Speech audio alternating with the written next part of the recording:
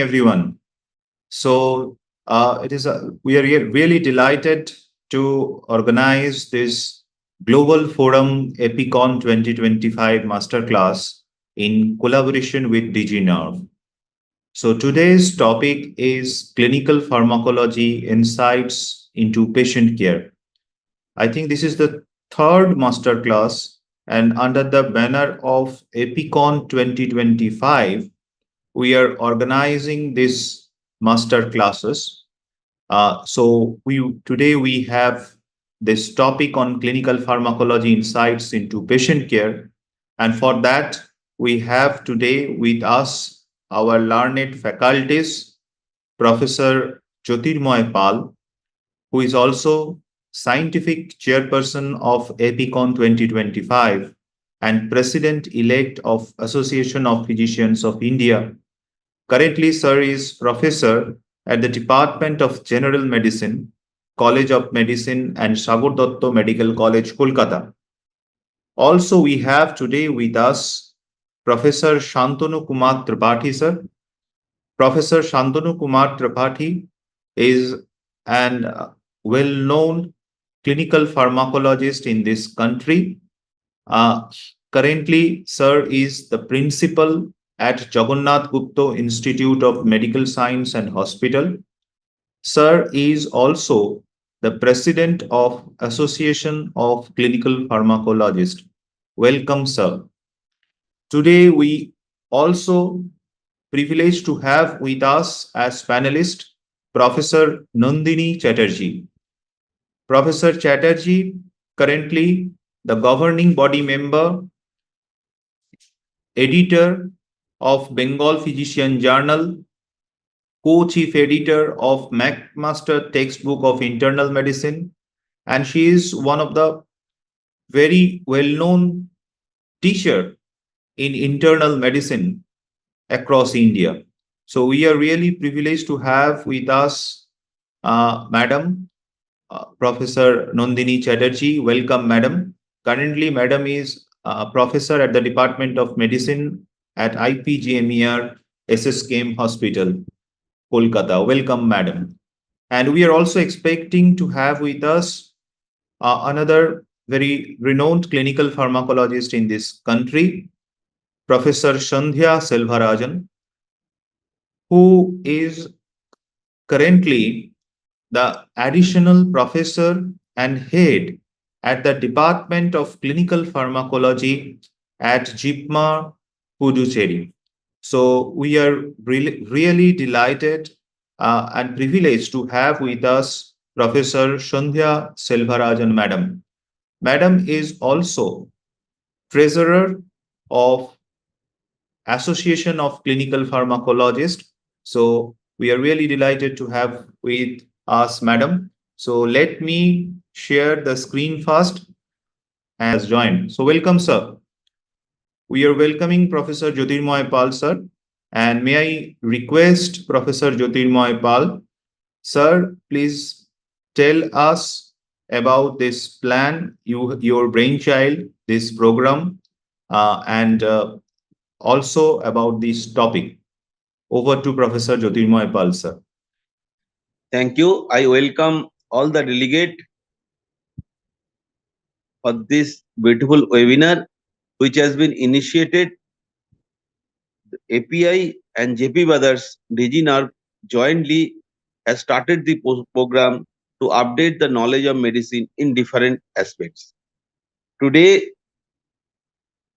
Dr. Shambo Samrat, very young, energetic clinical pharmacologist, will deliver a case-based discussion on this issue. And I am sure all the members, students will be much benefited with such deliberation. And we have a promise that in future, we'll do all such a program and meet all the queries in your mind so that that can be translated into better practice in clinical medicine. Thank you, and over to Dr. Sham.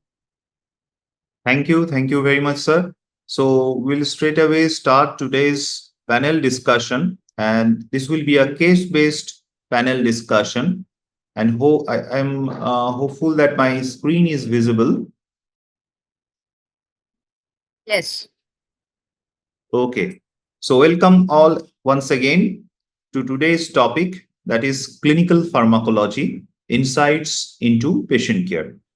We'll have with us today, as we had introduced already, our panelist, Professor Jyotirmoy Pal, Professor Santanu K Tripathi, Professor Nandini Chatterjee, and Professor Sandhiya Selvarajan, Madam. So, today we'll try to understand this broad area. First, we will try to understand what is polypharmacy and how to deal with it. Then, one very important concept, that is prescribing cascade, how we can recognize and manage. Then, what are the different strategies for deprescribing? Also, we'll try to learn about dose modifications for patients having some comorbidities like chronic kidney disease or chronic liver disease from our learned experts. And finally, we will try to understand what is drug induced disorders and how we should give emphasis on these mostly neglected differential diagnosis, that is drug induced disorders. So, to start today's panel discussion, so what is clinical pharmacology? It is about the relationship between drugs and us. Here we are humans here. So we need to understand there could be two possibility. One, we use that particular drug, and that can give some, that can reach inside us in the level of supratherapeutic range, or it could be subtherapeutic range. So we will not get our desired action, or if it is supratherapeutic range, it may cause some toxicity. And there are lots of contributing factors which may lead to this type of bizarre reactions like subtherapeutic or drug toxicity, or sometimes it will give our desired uh, efficacious outcome. So, what are the important factors? They, when we take some drug, then how our pharmacokinetics, how our body reacts with drug, that is very important. So the pharmacokinetics play a critical role. We know the different steps of pharmacokinetics, starting from absorption, distribution, metabolism, and excretion. That actually tells us the drug concentration which can be reached to the systemic circulation or sometimes site of action. For an example, why we are talking about site of action? In case of inhalational drug, I am taking a budesonide inhaler. So that budesonide need to be reached in the site of action, that means in the alveoli, the lungs. And same time, we also need to understand how much budesonide is going to be absorbed in a systemic circulation. So that may lead to some toxicities. So this is an important concept, that is pharmacokinetics. Then we need to understand pharmacogenomics, our gene tox and different types of genetic polymorphism can actually influence the clinical response. And there are lots of pharmacodynamic factors that may govern whether we will have a efficacious outcome or we will have some adverse event. So in pharmacokinetics, we need to learn about receptors, ion channels, enzymes, and how the drug immune system reaction happened. The pharmacological, immunological receptor interaction, that also very critical. So ultimately, we need to understand the relationship between drug concentration and time and drug concentration and effect to provide our patient the optimum or desired outcome. So let's start with Madam, Professor Sandhiya Selvarajan, Madam. Often we talk about good prescribing continuum. So what is your take, Madam, on this concept of good prescribing continuum? Yeah. First of all, I would like to thank Dr. Santanu Tripathi and Dr. Shambo for giving me this opportunity. Now, coming back to this query on what is good prescribing continuum. So, what is a good prescription? When we think of a prescription, we need to keep in mind certain things: the benefit of the drug, the adverse effects caused by the drug, most importantly, the cost effectiveness among the various drugs available, which one will be good for the patient of that particular status. And we should not also forget about the right of the patient. The patient has all the right to choose which treatment they need. So, keeping all these things in mind, when we write one or two prescriptions, it is easy to provide a good prescription. But when it comes to many drugs, which Dr. Shambo will be covering subsequently, what is polypharmacy. So, when there are multiple drugs which are being prescribed, so how do we continue providing a good drug to the patient? So, there we have to start. Once we start it doesn't stop with starting the prescription or giving the drug. We need to follow up the patient, and while following up, there can be beneficial effect or adverse effects happening to the patient, and accordingly, we need to modify the treatment. So, subsequently, in the coming slides, he is going to show how, when some adverse effect happens, we are going to keep on adding the drug. So, it's not so. When adverse effect happens, we can either stop the drug or reduce the dose of the drug or give a better drug to the patient in that situation rather than keeping on adding multiple drugs. So, start with the appropriate drug which is suitable for the patient and follow up. While following up, depending on the efficacy or the adverse effects, we need to either increase the dose or decrease the dose. And if required, we can even change the drug or add additional drugs. For example, metformin. You have started 500 milligram TDS for the patient, but still the HbA1c has not come down. Then what do? We should add another drug. Similarly, the patient is with metformin, patient is having GI adverse effects. What do? Stop metformin and go for some other drug, some other antidiabetic drug. So, according to the need of the patient, while following up, we can either modify or stop or add new drug. So, according to my view, this is a good prescribing continuum, and good prescribing is like a cascade of events. It's not a one-time event, and the physician needs to follow it throughout the span the patient comes to them. That's the thing. Thank you, madam, for your great insights. Actually, when we talk about prescription, this is not a piece of paper. This is something, a relationship, we may say, between a prescriber and a patient. And that is what often we think that this is something called as a snapshot-like issues, but it is not a snapshot. It is a prospective relationship, as madam had beautifully explained. And we need to understand this good prescribing continuum very well to provide our patient a better outcome. So let's one more point.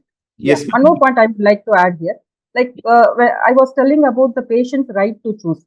So why I was telling like that? Because we had one patient who was frequently having GI adverse effects. She used to have GI side effects of most of the drugs. And then when she developed diabetes, the endocrinologist was little reluctant to start her on metformin, thinking she may have further GI adverse effects which may reduce her adherence. But at that point of time, we thought, okay, let us first start the patient on metformin. If she develops GI adverse effects, we can stop metformin, or else we will continue on metformin because metformin has its own beneficial effects. So why to deny the patient of that effect? And to our surprise, she did not develop any GI adverse effects with metformin, and she's still continuing with metformin. So we also need to think of certain things and take some risk before prescribing. If the drug is really good and having pleiotropic effects, better to go with the drug. Thank you, madam. Thank you. So you had also emphasized the role of risk-benefit analysis. We will come again later about this. So let's start with this case one. This is a 68-year-old lady who was suffering from pain in both knee joints. Last 5 days, she had severe weakness. For last 5 months, she had a pedal swelling. There is medical history like knee joint osteoarthritis both, suffering from hypertension, type 2 diabetes, and ischemic heart disease. Very important finding, the BMI was 36 kg per meter square. Now, if we want to understand the pill burden for this particular prescription, the patient was consuming for diabetes management glimepiride 4 milligram once daily, metformin 2 gram per day, pioglitazone 15 milligram once daily, amlodipine 5 milligram, pregabalin plus methylcobalamin. Occasionally, the patient was taking furosemide, and for last 7 days, when she had visited her doctor due to pedal swelling, she was being prescribed with this furosemide 40 milligram, and for last 7 days, she was consuming furosemide. Then rosehip extract as prescribed by her orthopedic doctor, rosuvastatin 10 milligram, aspirin 75 milligram combination, a combination of tramadol, paracetamol of SOS basis. Again, another fixed dose combination prescribed by her orthopedic surgeon, that is glucosamine, diacerin, methyl sulfonyl, methane. Patient was taking calcium carbonate, vitamin D3 combination, then pantoprazole, domperidone combination. And 6 months, 7 months back, she had a fall, and then followed by that, she had some low back pain. And that time, the orthopedic surgeon had prescribed her this fixed dose combination, which contained diclofenac for 5 days. But now, as the patient is suffering from the knee joint pain, she had a tendency to take this as an over-the-counter drug very often. So we can understand this pill burden. And now if we go back to the current lab reports, the important finding, yes, the glycemic control is not there. Sodium, the patient was suffering from severe weakness for last 5 days, and the sodium was 1 to 1, potassium 3.3, creatinine 1.4. So EGFR calculated according to CKD EPI formula, and it comes around 42. All other routine tests are normal. So now, may I ask Professor Nandini Chatterjee about what is polypharmacy and what are the consequences of polypharmacy? Thank you, Shambo. Actually, as we have seen what the poor lady was taking, it was an unending almost list of medications. So that is what is polypharmacy. If we have to define it, it is the concurrent use of multiple medications, by convention more than 5. If it is more than 10, then we also coin the word hyperpolypharmacy. And this list of medications often include not only the prescription drugs, but also some over-the-counter drugs, traditional medicines, or complementary medicines. Now, this polypharmacy, when any person, especially the elderly, are taking so many drugs together, it has very important consequences. And the most important of them are potentially inappropriate medications, adverse drug reactions, potential drug-drug interactions. Also, another very common thing is non-adherence, because obviously it is very difficult to remember and take so many drugs meticulously over time. And last but not the least is they have an increased healthcare cost. Now, to explain the terminology, potential inappropriate medications are medications where the risk-benefit ratio for a particular individual or group of individuals is high. And drug-drug interactions or potential drug-drug interaction is defined as an increase or decrease in the therapeutic or adverse effect of medications when given with another medication. That means when a person is taking 2, 3, 4 drugs together, they interact with each other, and the final effect may be that either some effect is increased or some effect is decreased. Other consequences of polypharmacy are decreased functional status of the patient. Elderly patient may suffer from cognitive impairment, and this may lead to increased frequency of falls or urinary incontinence.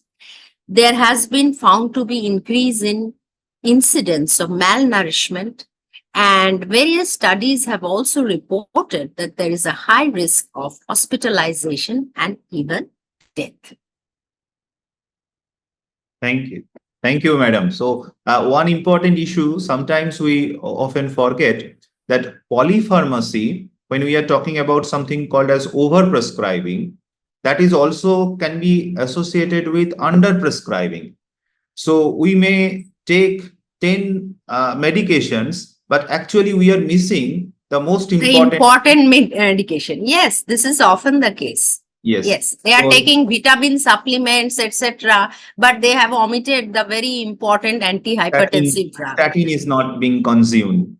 Yes, very important observation. Thank you, madam. So, what we understand from your discussion that it is not always to only emphasis polypharmacy quantitatively. We also need to evaluate this from the perspective of a qualitative manner. So thank you, madam. And I think to counter that, this polypharmacy concept, we also today we have with us Professor Santanu K Tripathi sir, and we will learn from you regarding this very interesting concept, which is actually being nurtured by you. And you had initiated this service from School of Tropical Medicine from 2017, the CPRRF service. So may I ask, sir, about polypharmacy and the relationship of polypharmacy, how we can manage polypharmacy with this CPRRF, and what are the different steps with this CPRRF? Right. Thank you, Dr. Shambo. Yes, CPRRF will explain what it is, and it's not just to address polypharmacy and the consequences, adverse consequences of polypharmacy, but then otherwise also there are other goals also of the CPRRF. Yes, you have, as you have mentioned here, the CPRRF refers to clinical pharmacological reconciliation, review, and feedback. Let me also talk about the definition of polypharmacy. We really do not have a good definition of polypharmacy, but then the globally accepted definition as it goes now is 5 or more medications. But what is a medication? When you say medication, do you mean medication formulation or the chemical or a given active ingredient? Now, when you talk of a fixed dose combination and the prescription that you are actually projecting, there are at least 3 or 4 fixed dose combinations. And if you count each of these, when there are in a given fixed dose combination formulation, if there are 3 or 4 active ingredient, then the count should be rather not 1, 3 or 4. So if you count each active ingredient in fixed dose combination, the count becomes, in that case, if the person is taking 2 formulations. One contain 2 active ingredient, another contain 4 active ingredient. By count, it is formulation count, it becomes 2. But if you think of the active ingredients, it becomes 6. Then you should call it polypharmacy. So the definition of polypharmacy is a little confusing, as they have mentioned 5 or more medications. It should be clarified that when you say medication, we actually mean the active ingredient into the formulation. Now coming to CPRRF. Sir, just for one clarification, because there was also another guideline by WHO. They're not directly mentioning about polypharmacy, but they are telling some idealistic situation. For one disease, we should not use more than 2 drugs, like that. There are obvious exception also. That is actually in reference to some survey that was made, that they have said in reference to the ambulatory patients who are attending OPDs. Yes. And for that, and then again, when you talk of a single diagnosis, a patient is attending OPD, but the patient is suffering from 5 different multiple disorders. So for each disorder, he will have his own prescription. So what they have said, actually, the WHO, the recommendation, that when you are thinking of one ambulatory patient visiting an outpatient clinic, number 1, and then the physician is trying to treat one disease at a time. For each disease, it is actually not 2.7 or 2.6, something like that, because they have made a survey, made an average. A patient cannot take 2.5, but it is an average. If it is more than, you can say, if it is 3, you should be cautious for a single this thing. But then again, we know there are certain diseases. If you talk of, say, TB, tuberculosis. So any tuberculosis patient in the initial phase will require 4 or 5 medicines. So that this is an oversimplification, and that is for relatively trivial kind of issues and problems. And then they in primary care, that survey was also made in primary care setting. But the crux of the matter is, or the bottom line is, for treating a disease, try to use as fewer number of medicines as possible. That means you need to avoid redundancy. Unnecessary medicines are to be avoided. How can you do that? It's also very, as was also mentioned by Dr. Sandhya, that if your treatment, when you are planning your treatment, if it is made very purposeful, each medicine when you are writing, you should also ask yourself that what I am going to get out of this, what is desired out of this medicine, what I am prescribing. That means there should be a clear therapeutic goal. If you are clear about the therapeutic goal, and that should be also evidence based, so then you will find that the unnecessary or redundant medicines number will be relatively less and less. Now coming back to your CPRRF, that is clinical pharmacological review, reconciliation, and feedback.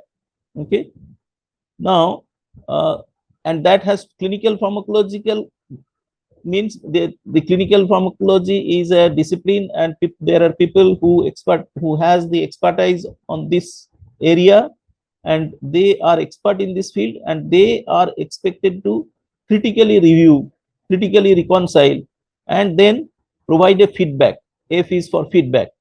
Provide feedback, or in order to actually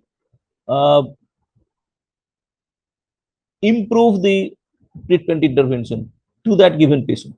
Now, all CPRRF activity or initiative, primarily it should be patient-centric. So long it is disease-centric or drug-centric, it becomes in a narrow context.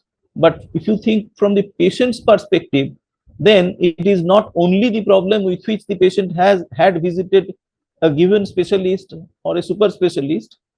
From the patient's perspective, he has visited 5 different specialists, and he has got very good prescription from each of these 5, and each prescription contains not more than, say, 3 or 4 medicines. But end of the day, the patient has to take some 20 medicines. So it is quite possible that all these 20 medicines are otherwise essential for that patient. Okay, like say for instance, this is also even in ambulatory patient that can happen, and that is true when you talk of an elderly patient who are likely to suffer from multiple comorbidities at the same time, and they will be requiring good number of medicines, and there will be polypharmacy challenge in such patients. But in these patients where there is comorbidities problem, chronic comorbidities, one should be extra careful, extra cautious to avoid redundancy in prescription, to avoid prescribing unnecessary medicines. Now, how to achieve this? Broadly speaking, we would say that all CPRRF activity or CPRRF consultation must be patient-centric. It should be all-round, global, and based on critical reflection. Okay. And then how to do that? The RR part, if we try to analyze, the R and R stands for review and reconciliation. How to do this review and reconciliation? So I was trying to develop an acronym that this review and reconciliation can be a reality. It is no dream. NODREAM. Now N stands for that when you ask the patient, because I have said that it is patient centric and it is all round, it has to be a global approach, and you have to have a critical outlook, critical reflection based. Then you ask the patient all the prescriptions that he is trying to comply, getting all these prescriptions with you. So you are not seeing one prescription, you are actually trying to see 3 or 4 prescriptions that the same patient is trying to comply, and then try to see for each prescription. Basically, then instead of going by prescription based analysis, you have to have a chart based analysis, that from the patient's perspective you create a master chart. Prescription 1, there are 4 medicines. Prescription 2, there are 7 medicines. Prescription 3, there are 3 medicines, like that. So finally you end up with say 24 medicines for a given patient, and then for each medicine you try to see whether this medicine is really needed for this patient, what is the necessity level, or it is redundant. Now when you talk of necessity, or then you have to think of this need for this patient, this particular medicine, although the medicine has been prescribed by a physician, maybe an expert, but then you are giving a relook whether this patient still requires this medicine given the fact he has been suffering from this disease X. And then you see, if you feel yes, it is necessary, then it will stay. But then if you do not find enough justification of keeping that medicine, then that becomes redundant. So that basic necessity or redundancy, that stands for N. I said about no dream. So first letter of that is N.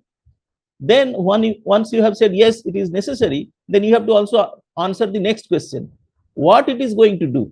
That means what is the objective of using this? Therapeutic objective. Is the therapeutic objective very clear? Clarity in therapeutic objective.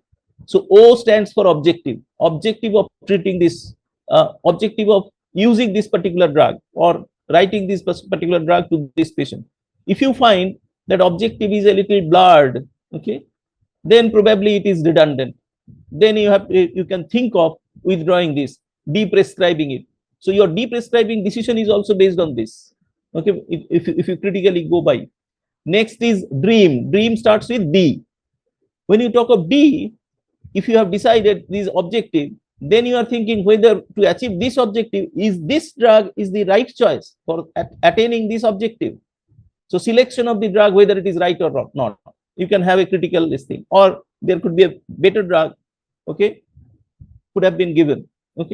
Maybe this drug was given to this patient 2 years back and he is continuing.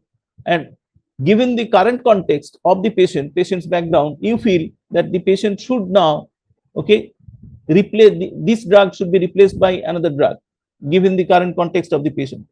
So selection of the drug. Then when you talk of drug, you have to also think whether when the prescription was written, whether there has been any error on the part of the prescriber.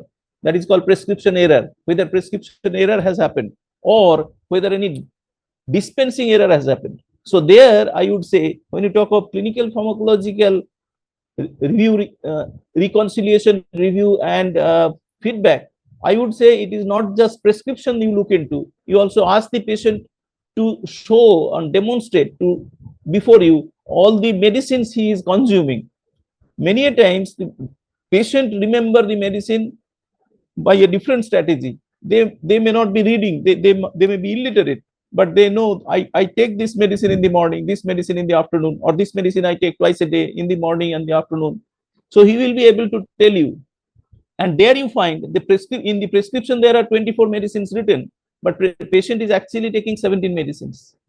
So that can also be discovered when you try to do this kind of an analysis by directly talking with the patient. Okay. So there the error, dispensing error could be there. There could be prescribing error also. So the doctor has written something because of the handwriting, illegible handwriting. The patient has been dispensed to it by the pharmacist, okay, a different medicine. Okay, that error can be identified there. So there could be, when you talk of error, medication error, it could be omission, it could be commission. Okay, the drug, right drug that has to be written, that had to be given, that has not been given, or the dose, there has been some error in the dosing, mentioned in the dose or regimen. Okay, so those errors can be also identified. Transition of care related errors can also be identified. The patient was taking all these medicines, but last month he had to be hospitalized, but next when he came back from the hospital, so the whole this thing has been changed, and during this change there has been lot of error again has been introduced. So transition of care error can also be identified.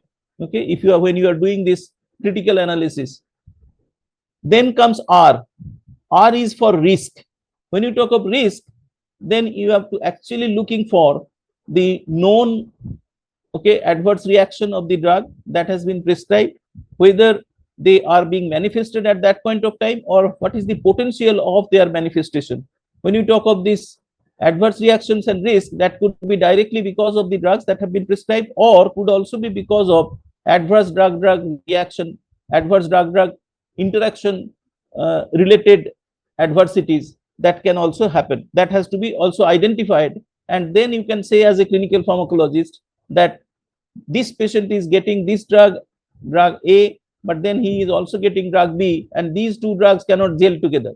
So there is a potential adverse drug-drug interaction you are actually pointing towards, and thereby you may think of replacing or removing one drug. Okay, that is deprescribing might be needed. So apart from risk, R also stands for the regimen, whether the regimen is all right. You can also have a look at that. Next comes E, DREAM. E for errors, again we have mentioned, and then economy also, whether the whole prescription or the number of 3 or 4 prescription he is trying to comply, whether it is affordable to him, or because of the high cost of the prescriptions, so he is not really complying with the prescription sometimes. So that also comes to your notice. Accordingly, you can think of providing a relatively more economic prescription. And then comes A. Here A stands for access. You have to also think of assessing the access of the patient to the medicines, and sometimes that is also the cost barrier may also adversely affect the access, and then adherence can be affected. So the A stands for access and adherence. And finally AIM. So whether there has been a gap in the monitoring so far as the patient is concerned. The patient was prescribed, a prescription was given to the patient. Okay, he is suffering from diabetes. The last time he visited his doctor maybe 1 year back, and for the last 1 year he is taking the same medicines, and his glycemic control is not controlled. So monitoring is also poor. So taking considering all these, okay, this will be your RR activity is done now. Okay, that is review and reconciliation. And after this review and reconciliation, whatever are your findings and observation, based on that, your feedback will come. Feedback means here feedback to the patient and feedback to the primary prescriber. So one feedback to the patient, as a clinical pharmacologist, you can have your liberty, okay, to modify the prescription, to give a better prescription, or you rewrite the prescription if the patient agrees, and in that case you can directly act on this FA.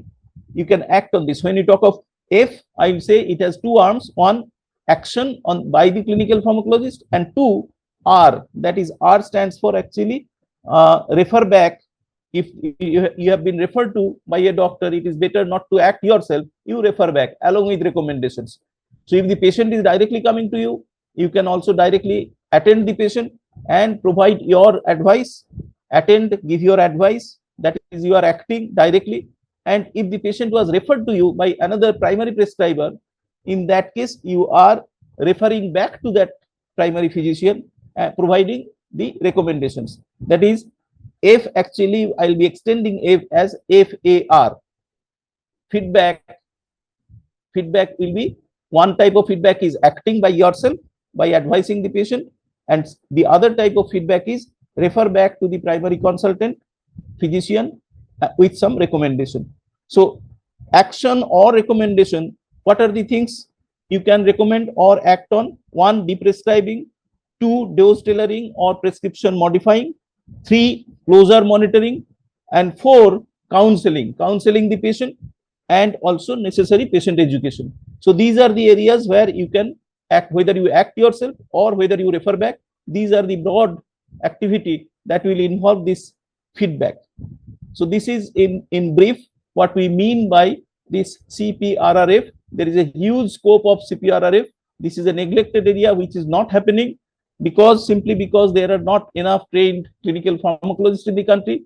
But I suppose that pharmacologists and even pharmacists with appropriate training, we can think of getting them into CPRRF activity. CPRRF clinic can be started, and this will be really benefiting the patients. This is an area which is hugely neglected, and at the cost of patient harm, patients are not getting enough benefit, etc. Thank you very much. Over. Thank you, sir. So ultimately, the main goal should be improving the quality of life of our patient, and we should, as you had also mentioned, we should give more stress on patient-oriented evidences, because that matters more compared to only the disease-oriented evidences. So if we go back to the case where we had started, the problem, again, I am just showing shortly the case, the pain in both knee joints, severe weakness for last 5 days, but pedal swelling for 5 months. This was the background, and BMI was high. So we can see some of the drugs here, like for an example, pioglitazone. The patient was visited last time for pedal swelling. We can see here for last 5 months, and the patient was consuming some drugs like pioglitazone, amlodipine, pregabalin, which may contribute to pedal swelling. So what happened? Without deprescribing these drugs, there is another drug that had been added, that is known as furosemide. Now what, again, for last 7 days, patient was consuming furosemide, and for last 5 days, she had severe weakness. Now the patient is also developing. We can see the furosemide may cause hyponatremia and hypokalemia, and in this case, furosemide is responsible for this severe type of weakness. And also, if we go by this EGFR value, that is around 42, again we will find some of these drugs like metformin dose. This was not optimized according to the dose, according to the EGFR value.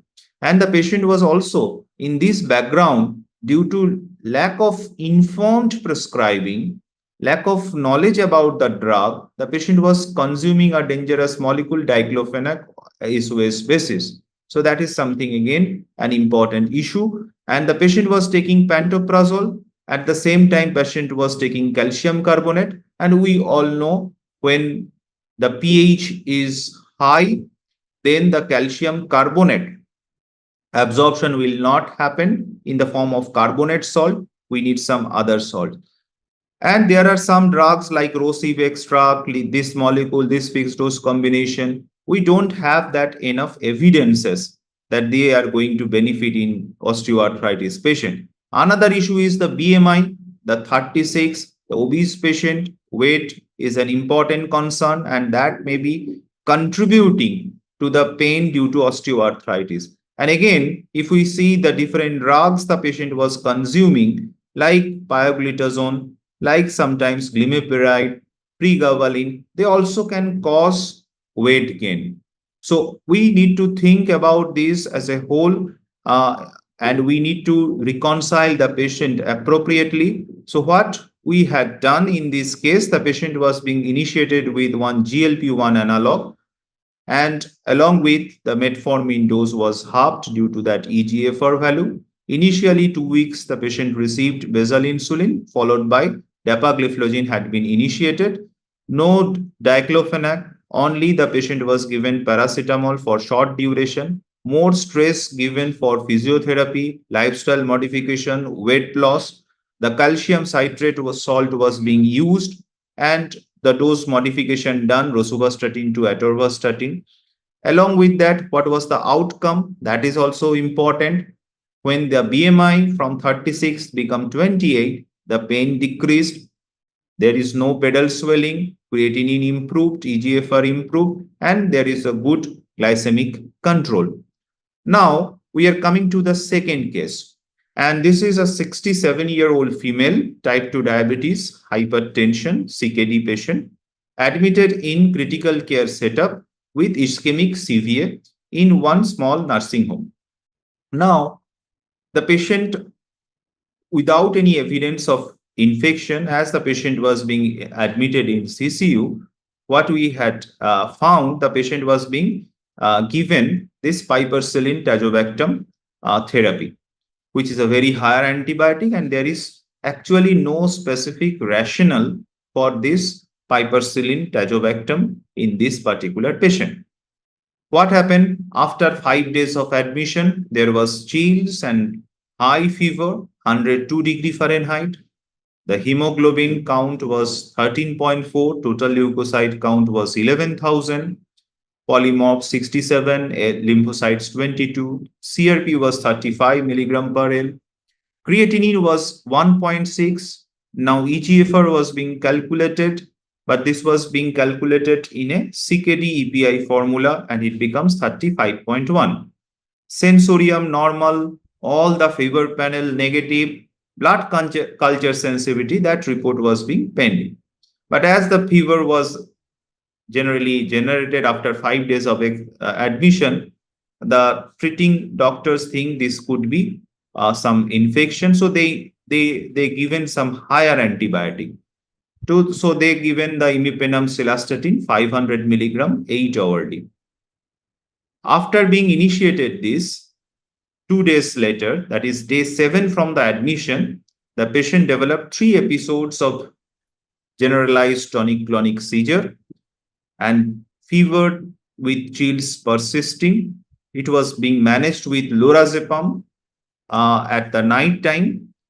But what happened? Immediately given after giving the lorazepam, patient deteriorated. There was saturation falling, drowsiness. So ultimately, emergency intubation and mechanical ventilation done.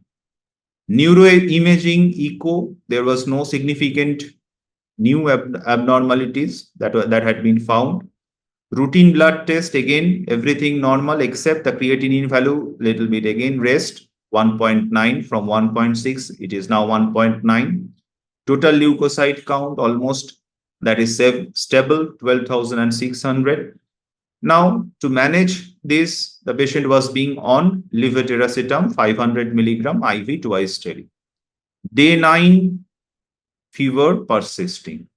Now the blood culture sensitivity report came. There was no growth. What happened? Immediately, then the senior physician who had been referred to see this case, he had stopped this imipenem cilastatin combination. The patient became afebrile after 4 hours of discontinuation of imipenem cilastatin. Ultimately, the patient being discharged after 15 days of admission. So this is a long story, but a very important story. Now, may I ask Professor Sandhiya Selvarajan, Madam, what is the probable explanation of the events? And then we'll move forward. Madam. Yeah. So one of the most underdiagnosed causes of fever, if we see, is drug-induced fever. So drug-induced fever is seen in nearly 3 to 5% of the patients, and usually it starts after 7 to 10 days. It persists as long as the drug is given and stops after stopping the drug. And again, when we restart the drug-induced fever comes. So it's very difficult to, it mostly misses the diagnosis. The drug which is given would have caused fever.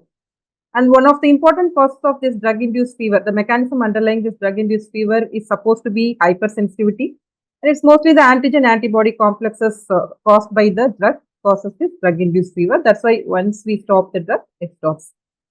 So probably here, the antibiotic which was started initially has caused drug-induced fever because the culture report, everything turns out to be negative.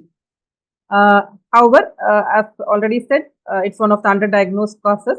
But most of the time, this drug-induced fever will not be having any signs and symptoms of infection. There won't be any eosinophilia. And rarely, this drug-induced fever is also associated with bradycardia. So these are some of the tips how we can find out that it is drug-induced fever. So always the physician should keep in mind, if they are not able to find out the cause of fever, could it be drug-induced fever, and better to de-challenge. De-challenge is that is stopping the particular drug which they are giving. Most of the drugs, most of the time, the drug-induced fever is seen with antibiotics like beta-lactams, penicillin, cephalosporin, sometimes even phenytoin. So this is an important thing which needs to be kept in mind, and stopping the drug will give insight into this drug-induced fever, whether it is really due to drug or not. And to confirm it, we can also re-challenge, that is, give the same drug again and see if drug-induced fever comes or not. So here, possibly it is due to the drug-induced fever. The antibiotic has caused drug-induced fever. Thank you, madam. Another issue that we often face, this prescribing cascade, and I think this is one classical example of prescribing cascade. So would you please tell us about something about this concept of prescribing cascade? So so here, like drug-induced fever, they had missed the diagnosis, and to treat that, some other drug was given. And again, while giving this drug has resulted in some other adverse effect. So it resulted in seizure. So to treat the seizure, they have to give another drug, anti-epileptic. It is like what to say? Like you give a higher dose of let us say antibiotics. You give metformin at a higher dose, and some glibenclamide also at a higher dose. And at the end of the day, what do? The patient also has GI side effects as well as hypoglycemic side effects, and the patient is not happy with the treatment. And you add on some other drug, keep on adding some other drug. And again, the cascade of adverse effects also keeps increasing. So it's always better to identify what has gone wrong. Why the patient might have stopped taking metformin because of GI adverse effect and started. So since the patient thought, okay, we have stopped metformin, let us take more glibenclamide. Instead of taking one tablet, let us take two, which could have resulted in hypoglycemia. And the doctor must have thought the given metformin and the glibenclamide dose is not sufficient and put them on insulin, which further adds to hypoglycemia. So, to treat adverse effect, we give one more drug, which results in another adverse effect, and again we give one more drug without looking back what has gone wrong in the initial prescription. So it's always good to have a relook at whatever drug is prescribed and modify the treatment or dose accordingly to avoid such events. Thank you, madam. Thank you. So I think this is in this slide, we can understand what prescribing cascade actually happened to our index case. One thing I want to highlight here, that initiation of imipenem, the dosing. Yes, here we should not actually start antibiotic because there is no specific indication to start antibiotic here.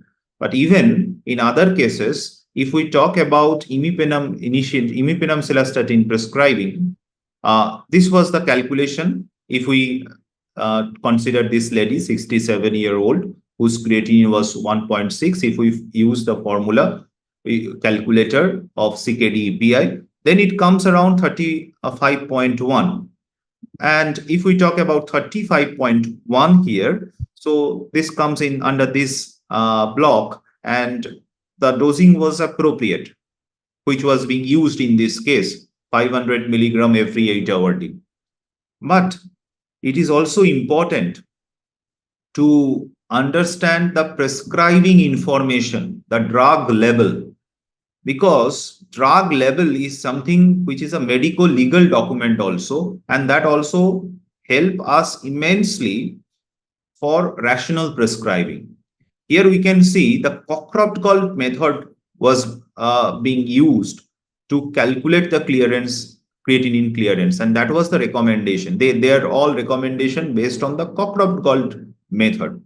And now if we can calculate for this particular lady, especially when we are talking about a female patient whose body weight is less, elderly, so we need to be extra careful. So if we use Cockcroft formula here, then the EGFR comes around 25.85.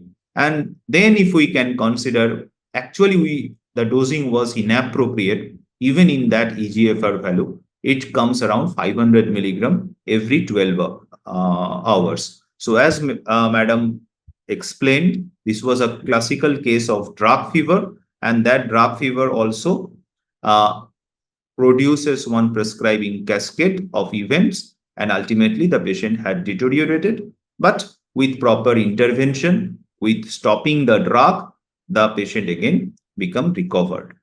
So now we are moving to another case of 61-year lady who is suffering from type 2 diabetes, asthma, hypertension, coronary artery disease, dyslipidemia, persisting peripheral edema for last 6 years, lower back pain for last 3 months after fall in bathroom, atrial fibrillation 4 years back, then asthma exacerbation multiple times, emergency room visit, there was anemia, knee replacement bilateral done 3 years back. One important point, she is metformin intolerant. Now if we go by the medication list, there was fluticasone salmeterol FTC, inhalation, naproxen, pioglitazone, aspirin, atorvastatin, furosemide 40-OD, diltiazem, lanoxin, potassium chloride, and insulin lispropremix. SOS basis, the patient was taking salbutamol. And sometimes, as there was increased breathlessness or peripheral edema, she took furosemide 40 milligram. Purpose of visit was increasing exacerbation of asthma, and that is why she was taking prednisolone. But what is important again to emphasize here, due to some financial constraints, she was unable to purchase fluticasone plus salmeterol. So for that, she was taking prednisolone. Now her blood glucose reading increased in the range of 300 to 400 milligram per DL, and that is why she is visiting the doctor. And there was also increases the frequency of salbutamol, their associated pedal swelling. These all are our purpose of visit. So with that perspective, with this case, may I ask Professor Nandini Chatterjee, what is your thought in this particular case? How you should approach to this case, and what is actually deprescribing, and why this deprescribing is necessary for this particular case? Can you, Madam, please explain? Yes.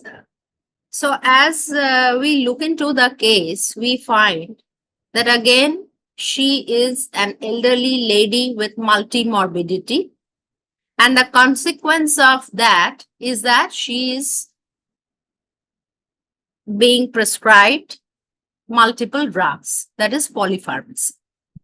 However, it so happens that despite taking so many drugs, her complaints are not all relieved. Not only that, she is having uncontrolled diabetes. Her blood sugar is not controlled. Her asthma is not controlled. And on top of that, she has pedal swelling. So we have to go back, and as Dr. Tripathi has told us, we have to review and find out each and every medication. Why is it given? Is it given for a proper indication? What is happening here? Another very significant point, especially in a country like ours, is that she has financial constraints for which she cannot purchase the MDI or maybe a costly insulin she is omitting time and again. So in this case, we really have to relook and find out which of the medications we have to keep, whether we can modify some of the medications, decrease some to give her a good quality of life. Now here comes the concept of deprescribing. Now, deprescribing is a systematic process where we have to identify and discontinue drugs if we find that the chance of harm is more than the benefit for that particular patient. And this process is not as easy as it sounds. It is very difficult because first you have to discuss with the patient, take his consent, and you have to closely monitor the patient with time, review the prescription, continuously follow up and discuss and have a long-term process. So deprescribing has multiple steps and we are often not successful and we may have to go back to our original drug sometimes. So what are the steps? First is that we have to ascertain that what are the drugs, all the drugs the patient is taking and why they are taking it. Now, in order to do this, you have to ask her to bring all her previous prescriptions, all the prescriptions given by different doctors, and then find out whether each and every drug has been given with proper indication. We have to consider the risk of drug-induced harm in these patients. We have to assess which drug is eligible to be discontinued. Now, you must remember that of the 10 drugs a patient takes, there are some drugs which are absolutely necessary. You cannot discontinue them. So, you have to identify which are the less important drugs or which drug is not helping us so much. So, we can discontinue and prioritize that drug for discontinuation. Ultimately, implementation and monitoring, as I said, this process is a long-term process with follow-up and monitoring the patient. I want to elaborate little bit each of the steps. Like the first one, ascertain what the drugs the patient is on. So you have to ask the patient to bring all the drugs or the prescriptions as well as the delivery aids so that you have an idea of what the patient is currently taking. Also, you have to find out why the patient is not taking some of the medications, like whether there is non-adherence and why is it so? Is it due to the price of the drugs or is it that the patient is having some side effect for which he or she is avoiding the drug? So this is very important. Next, you have to find out the chance of drug-induced harm. And when you want to find out, then you have to know that there are some patient factors and some drug factors. Now, of course, the number of drugs that the patient is taking is the most important predictor of whether the patient may suffer from some adverse event or not.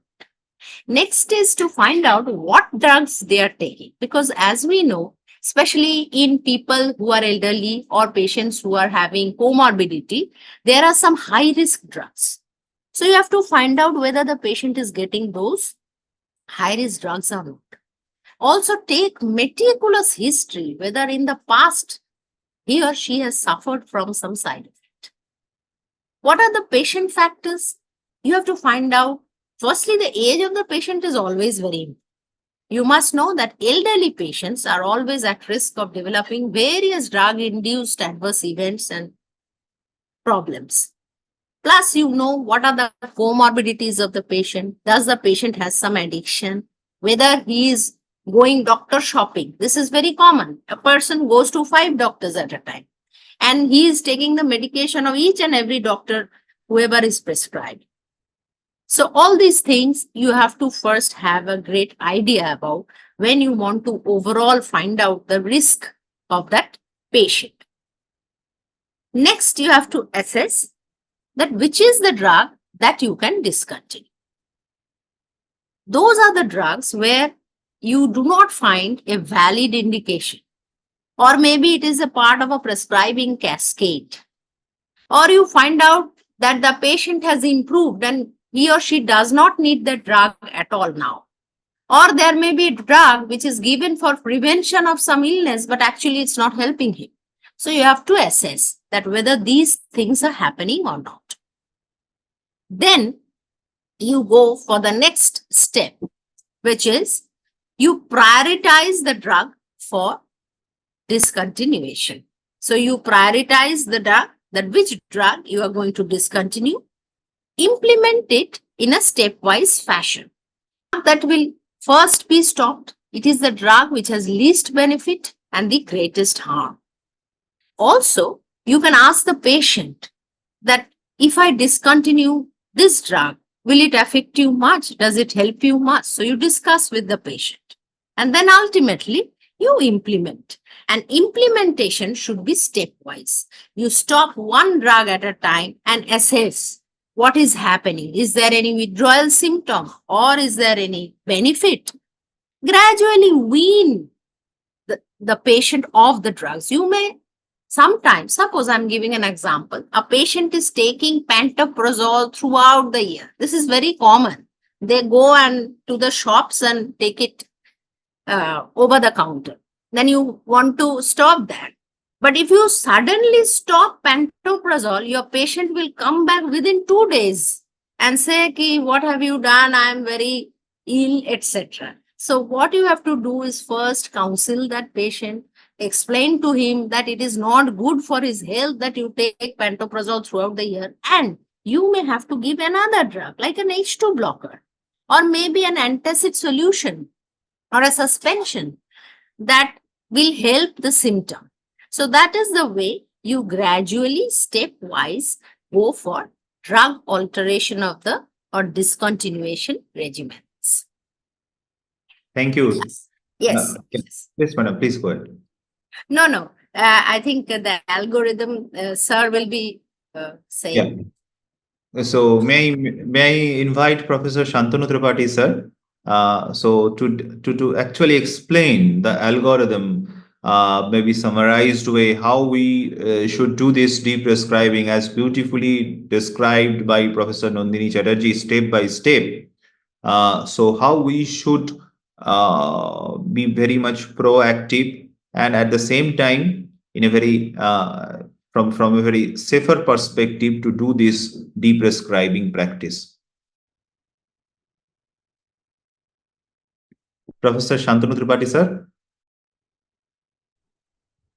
Yeah, otherwise we have already discussed, in fact, Professor Nandini Chatterjee has right now discussed the different steps involved, and I also earlier had discussed, but this the steps and the sequence in which it would go for deprescribing, mostly once we start doing this, we gain experience and it becomes you can say very automated then. Okay, Sir, but to start with, okay, if we start practicing this CPRRF and deprescribing, etc., initially this kind of algorithm gives us makes things easy for us, but then gradually once we develop this experience, it becomes automated. Then you really don't need any kind of algorithm or any kind of SOPs for this. The primary purpose is that whether the patient is finding it difficult to manage with so many different medicines, and whether all these medicines are really necessary for the patient, or whether some of these medicines are not only unnecessary, but it is also creating issues, creating adverse experience to the patient. Okay, a medicine, once it has been prescribed, it needs to be withdrawn, that is deprescribed. That means you are taking it away, stopping its use any further. okay, saying no. So it's a serious decision, in fact. And why at all we prescribe a medicine? To help the patient. Is it still helping? If it is no, then you stop it. Yes, it is helping, but at the cost of a major harm. Then again, you have to think of stopping it. Yes, it is helping, it is also well tolerated, but then the patient cannot afford. Then possibly you have to stop it and replace it with some other more economic medicine. So this is basically a very common sense approach, but only thing is taking responsibility of withdrawing a medicine or deprescribing a medicine is important. And as has been rightly pointed out by Professor Chatterjee, that any medicine that is withdrawn or deprescribed, you have to also follow up and monitor to assess the impact of the deprescribing, whether it has really met the desired goal of deprescribing. What is the desired goal? Actually, to improve the quality of life of the patient in terms of the very purpose for which the drug was given. If it is for benefiting the patient, whether the same benefit or more benefit the patient is getting after withdrawing it, or if it was otherwise disturbing, it is causing adverse experience in the patient, whether that has been taken care of, or whether now the patient can afford it, okay, or patient was otherwise finding it difficult to manage with so many different medicines. So now you have reduced from 18 medicines, you have reduced it to say 12 medicines. It becomes easier for the patient to manage. And those 6 medicines, when you have deprescribed them, that is otherwise not adversely affecting the outcome, treatment outcome, or the therapeutic goal, desirable effectiveness, etc. So when you talk of algorithm, you start with this. Basically, it is relating to patient's benefit. If there is no benefit, then of course, if it is yes, there is no benefit, then actually it comes to this yes figure. So on the right hand side, it is going. If it is yes, then withdrawal symptoms or disease recurrence likely. And then if it is yes, if the withdrawal symptoms or disease recurrence is likely, when you are discontinuing, then you have to taper the dose. Instead of directly abruptly withdrawing it, you have to taper the dose and monitor for any adverse withdrawal effect. So if there is none, if the symptoms are stable, there is no such issues, okay, of withdrawal effects. Then if there are withdrawal effects, then you have to restart. If otherwise symptoms are stable, then you are successfully then discontinuing the drug. So this is how it goes. On the other hand, you start with again left hand corner, that no benefit, significant toxicity, or no indication, or that is it is redundant, no indication but still it was prescribed, or obvious contraindication, or it is a cascade prescribing. None of them is there. Then you think of whether the harm is outweighing the benefit. If it is no, then again you think of whether the symptom or disease, whether the symptoms are stable or non-existent. If it is not, then you think of whether it is a preventive drug, potential benefit is unlikely. If it is no, then continue. So the first column, you can say, from left hand side corner to as you go down, so that ultimately we reach out to that discontinuation or deprescribing is not possible. We will not be judicious to consider deprescribing. On the other hand, if you go to the right side, that starts with the arrow, side arrow that starts with yes, that is there is actually no benefit, there is toxicity or no indication, etc. Then you go for try to refine it, try to prioritize, and finally you end up with the discontinue drug therapy, reach out to there, that is deprescribing is successful. Sometimes it may so that it may so happen that you tried for deprescribing, but the patient's condition or the patient's thing, as you are trying, that finally you are compelled to restart the drug therapy. The third column at the end, what you find. So if you go in a very cautious manner, okay, it's not like I just deprescribe and forget about the patient. That should not be the approach. Whenever we are deprescribing, we are taking a very cautious step, and we should also maintain our constant vigil on the patient, constant communication with the patient. And before we start this, we of course should counsel the patient. That's how following this algorithm will help us and develop our skill also. And once we have done that in a few patients, then it becomes automatic, and we need not to go for any kind of SOP or any kind of algorithm, then it becomes we are, otherwise the skill has been internalized. Over. Thank you, sir. Thank you. Thank you very much for your beautiful explanation. And I think that is very important. What initially at the very beginning of our presentation, Sandhya madam had emphasized that prescription is not one snapshot, it is a prospective relationship. So we, even after deprescribing also, that relationship should be very cautiously maintained. Whether there is some withdrawal reaction is happening or not, we need to understand. And I think we have some other tools also, like anticholinergic burden scale calculators are now available online. We can also have use the potential inappropriateness prescription calculators. There are certain artificial intelligence mediated devices, the risk calculators, which can help us, but we need to use our own wisdom. And of course, we have Beer's criteria, AGS criteria, stop or start criteria. There are certain very important and robust tools with us, especially when we are talking about deprescribing in our elderly population. And hopefully, I think we had also prepared our, submitted our manuscript on one expert opinion under the leadership of many clinical pharmacologists, internal medicine expert, and geriatric medicine expert for Indian perspective. Hopefully, it will be published soon. So now may I ask Professor Sandhiya Selvarajan madam, we are talking about this polypharmacy. So there could be a huge chance of adverse drug-drug interactions also we had discussed. So what is your take on this very important issue, and how you actually guide us how we should react to these adverse drug-drug interactions and avoid those atrocities? So, madam, please. Yeah.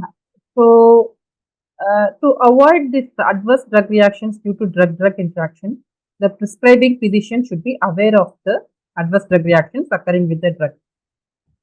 For example, you showed one of the example in one of your previous slides that pioglitazone, the patient was prescribed pioglitazone, also was given amlodipine and pregabalin, and you were saying that is one of the reasons all these drugs causes edema, pedal edema. So, I would like to say some of the most common drug interactions which could be avoided but still not avoided comes when the patient has some diseases which needs to be treated, like tuberculosis, where the patient needs to be given ATT.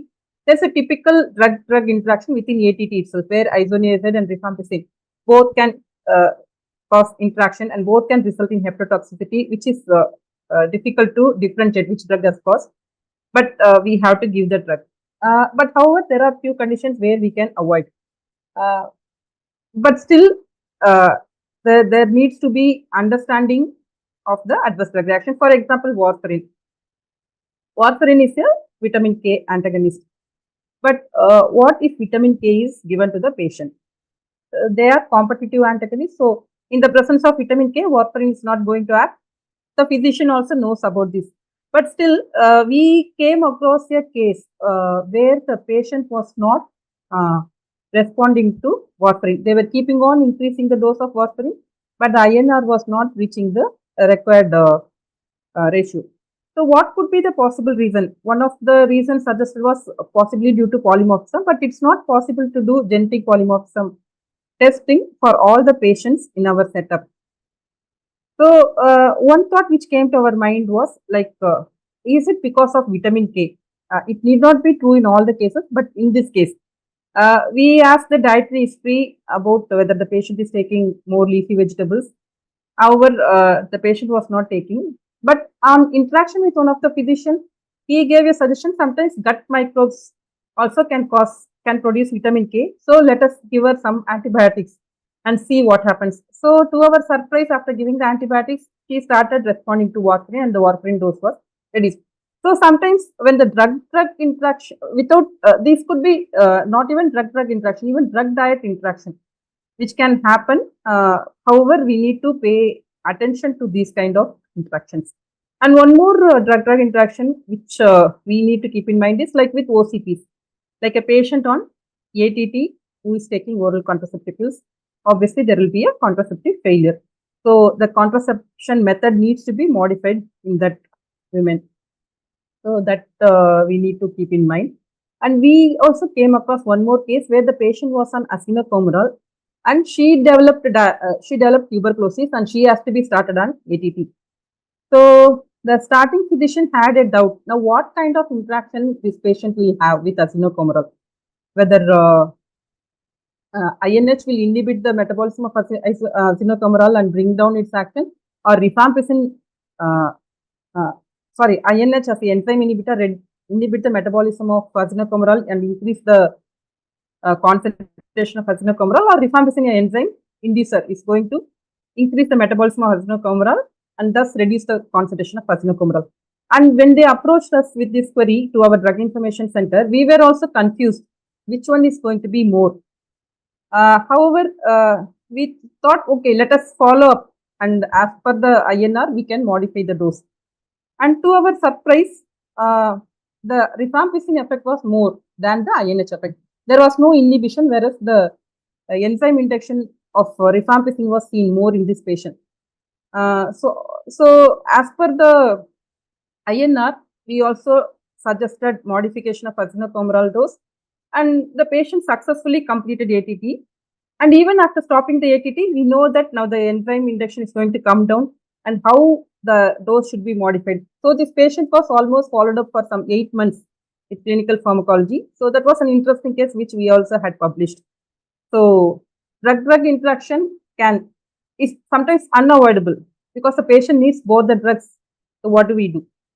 In addition to that, we also have some other common drugs because of the metabolizing enzyme common between these two drugs, which can further cause drug interaction. For example, in this case, aspirin and digoxin. If you look at this aspirin and digoxin, both the drugs can cause hyperkalemia. So, in addition to that, if the patient was also receiving any potassium supplementation, this is further going to worsen the hyperkalemia. So, in this condition, what do we have to do? So, whichever is in such situation, we have to see whether the patient needs both the drugs. If the patient needs both the drugs, as I said in the case of azinocomerol and ATT, then we have to find out some mechanism to monitor and adjust a particular drug. Or else, if a drug can be withdrawn, for example, in this instance, if digoxin is more useful for the patient than the aspirin, then we can withdraw aspirin and provide digoxin. Similarly, with respect to this atorvastatin and digoxin, what happens? The atorvastatin can increase the secretion of digoxin in the intestine. Digoxin level can increase. The reason being, both promote the B-glycoprotein secretion. So as a result, what will happen? So digoxin levels are going to increase, resulting in digoxin toxicity. So again, in this situation, it depends on the condition for which these drugs are prescribed, and see what is more important for this patient, digoxin or atorvastatin. If we can stop atorvastatin for a particular period while the patient is on digoxin, we can stop. Or if atorvastatin is required and digoxin is not required, then we can stop digoxin. It depends on the condition for which these drugs are prescribed. Again, if you look at this diltiazem atorvastatin combination, atorvastatin is metabolized by CYP3A4, whereas diltiazem is a CYP3A4 inhibitor. So when we give this diltiazem atorvastatin combination, diltiazem inhibits the metabolism of atorvastatin, leading to increased levels of atorvastatin, which leads to adverse effects of atorvastatin like myopathy. And we also know that this furosemide causes hypokalemia and decreases potassium levels. So when we give potassium chloride, how much it is going to increase potassium, again we don't know. Whether it is really required to give this combination also, we don't know. However, it will depend, maybe for a short period when if the potassium level is too less, then we can give potassium chloride. However, it needs to be stopped once potassium reaches the normal level. Instead of, unless otherwise we advise the patient is not going to stop the drug. Sometimes they get the drug over the counter and keep continuing continuously taking the drug. So we have to look into the prescription, advise a patient about the action of each and every drug, when to start, when to stop. All these things needs to be discussed properly with the patient so that they are aware of the adverse effects. Thank you, madam. Thank So you. One thing you had mentioned that we have some, when there could be a possibility of adverse drug-drug interactions, but we need to continue those drugs. We need to have some other modalities that could also help us.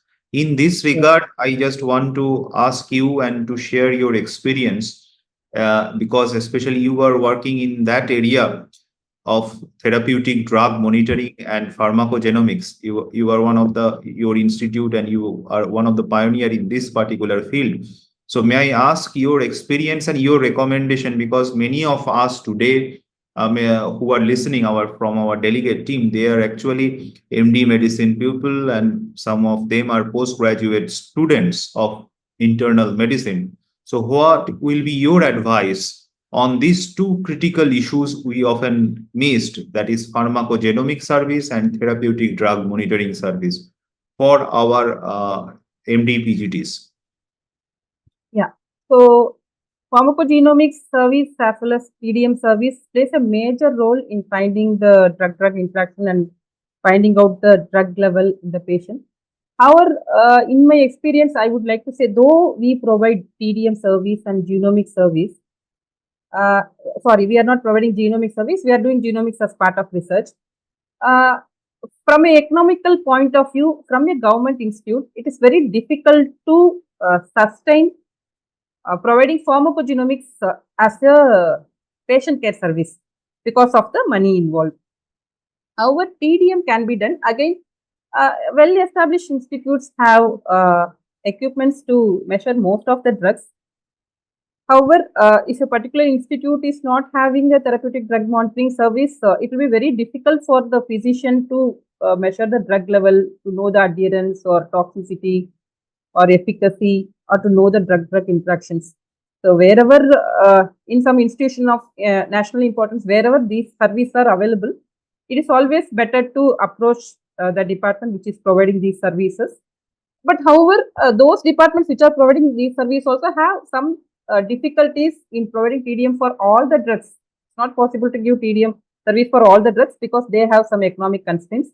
And as of now, at least from our institute, we are not providing genomic test as patient care service because of money constraints. That's the personal view. Thank you, madam. But this is a very important issue. I think future we will get some more avenues from on these two perspectives. That is, one is pharmacogenomics and one is therapeutic drug monitoring. Now, may I ask Professor Santanu K Tripathi, sir, regarding our next case, who is a 65-year-old lady, developed a rise in creatinine level from 1.6 to 3 milligram per TL after 3 days of gentamicin given for UTI. So what issues we need to keep in our mind while prescribing in patients who have compromised kidney function? Over to Professor Santanu Tripathi, sir. Yes, I think first of all, can you just go to the previous slide first, that it's not clear from here whether it's an inpatient or it's an OPD patient, and what prompted the physician to write gentamicin for treating UTI, and those is also not mentioned here. But then it's a elderly lady, 65-year-old, and prior to giving gentamicin, also not clear about, although it is mentioned that 1.6 is to the higher side, okay, milligram per deciliter creatinine level, and somebody who is having 1.6, that means prior to giving or prescribing gentamicin, I knew that this lady is having 1.6 milligram per deciliter creatinine. So I would rather question why gentamicin was given. But then it is seen that after 3 days, it is, although dose has not been mentioned and also the regimen has not been mentioned, we know that gentamicin is although routinely given 3 times a day or so, but it can also be given once daily. But then in this case, it is also not mentioned, but I can assume that it is given 3 times a day. And it is found that from 1.6 to 3, it has gone more than almost double the creatinine value. Gentamicin is a known drug that otherwise would induce nephrotoxicity by both the tubular mechanism or tubular necrosis and also the at the glomerular level, the circulation. And gentamicin is an antibiotic, aminoglycoside antibiotic, that almost exclusively it is excreted by kidney, renal excretion. Okay, so given all these, yes, this slide shows gentamicin, this drug A. There are 3 types of drugs shown here, and glomerular filtration rate, how uh, it shows that drug Yeah. A is a drug A is only kidney clearance. Drug B is non-kidney clearance, and then drug C, that is the middle one, red one, both kidney and non-kidney clearance. Mostly it is hepatic clearance. So it is also predicted that 50% decrease in the GFR will correlate with 50% decrease in total clearance, prompting a 50% decrease in dose or doubling of the dose, this thing. So here we should, one, I would say that it is best if we could replace this. But then if you have to keep this gentamicin, then you have to either reduce the dose by 50% to start with, or you can also increase the interval between 2 doses. And we know that aminoglycosides are also recommended that instead of 3 times a day, there is also once daily aminoglycoside is equally effective and at the same time is better tolerated. So one can think of that. And this is also the examples that the kind of antibiotics that are actually A group, that is only renal clearance, beta-lactams and aminoglycosides. Macrolides are middle group, and that is non-kidney clearance, which is hepatic clearance mostly. And drugs like fluoroquinolones, they are kidney and non-kidney clearance. Similarly, with anticoagulants also there are classification, beta blockers, and for that matter, all different drugs, they can be classified in this manner. Go to the next. Yeah, the drug clearance by metabolism, mainly hepatic metabolism, can also decrease with declining kidney function. Like here they have given the different metabolizing enzymes that are responsible for metabolizing different drugs. This table shows enzymatic metabolism, when it is decreased, it also causes decreased clearance, and decreased maintenance dose will be required, or the frequency of dosing is to be also looked into. So that's how you can also tailor the therapy in a given case, in a given situation, patient situation rather.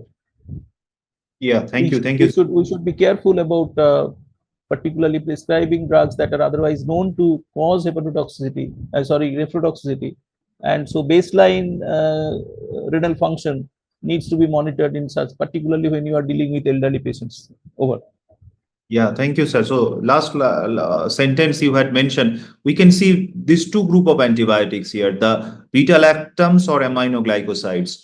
So as sir was mentioning, aminoglycosides, they have an inherent property to damage kidney.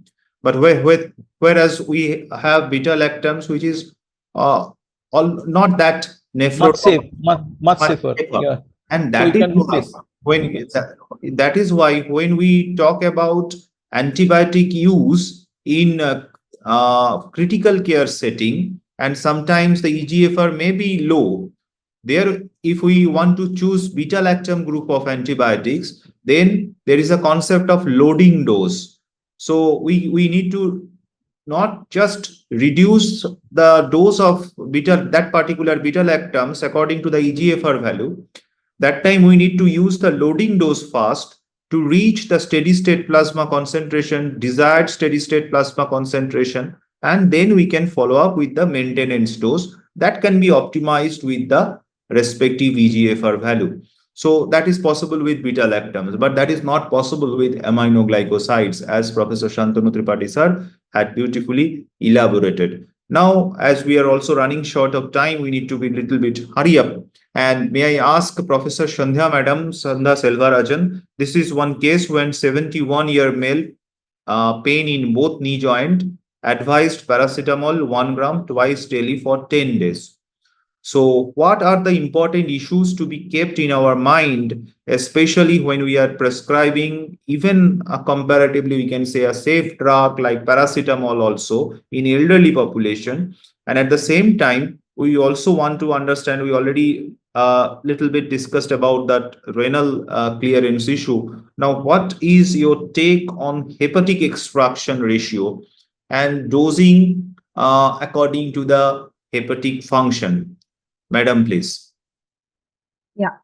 So, though paracetamol is considered to be safe as compared to NSAIDs, however, its efficacy in case of knee pain is questionable. That is one thing. And though paracetamol causes acute toxicity at a dose of around 10 gram per day, here the dose is just 1 gram BD. But however, the systematic reviews have shown when paracetamol is used even at a dose less than 3 gram per day for a long time, it causes increased incidence of GI adverse effects, renal, hepatic, cardiovascular adverse effects with increased mortality, which is very surprising to know. So, even though it is paracetamol, we should not be careless that paracetamol at 1 gram dose or 2 gram dose when given for a short time will not cause any adverse effects. We need to keep something most important here, that paracetamol is metabolized in the liver. And if you look at this hepatic extraction ratio, what is this hepatic extraction ratio?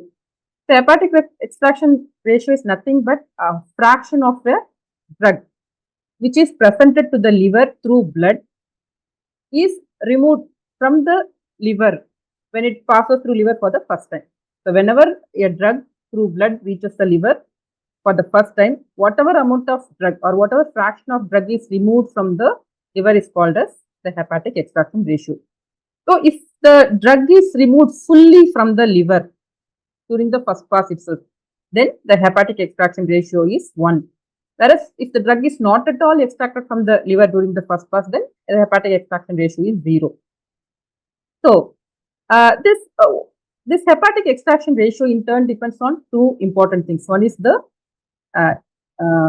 free bound fraction of the drug, the other one is the intrinsic clearance rate. So, what is this free fraction of the drug?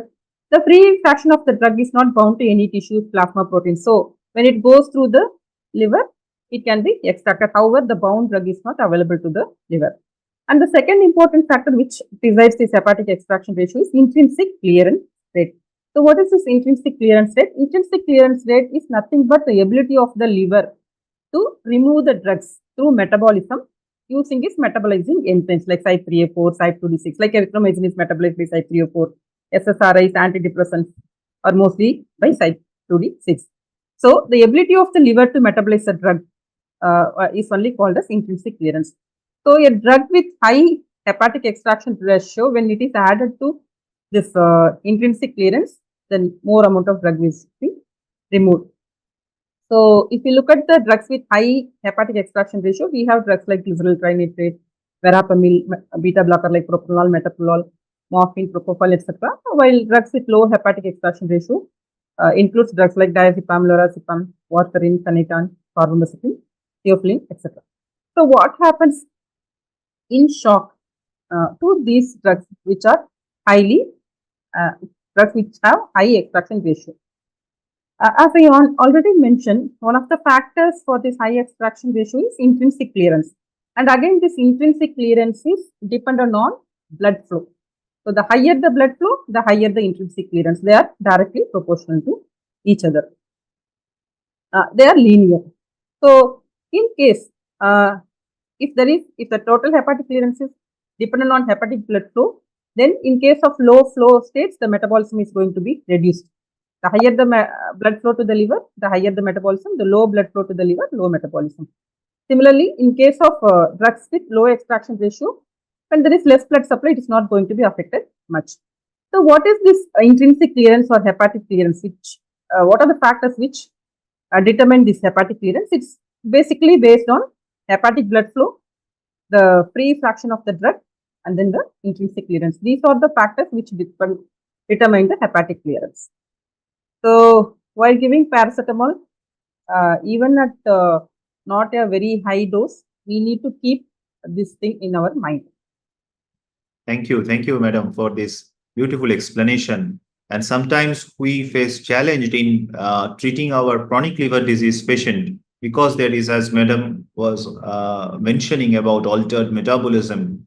So impairment of drug metabolism is directly proportional to the liver dysfunction, and the hepatic blood flow, liver enzyme activity, and even that plasma protein concentration that also may affect due to the presence of chronic liver disease.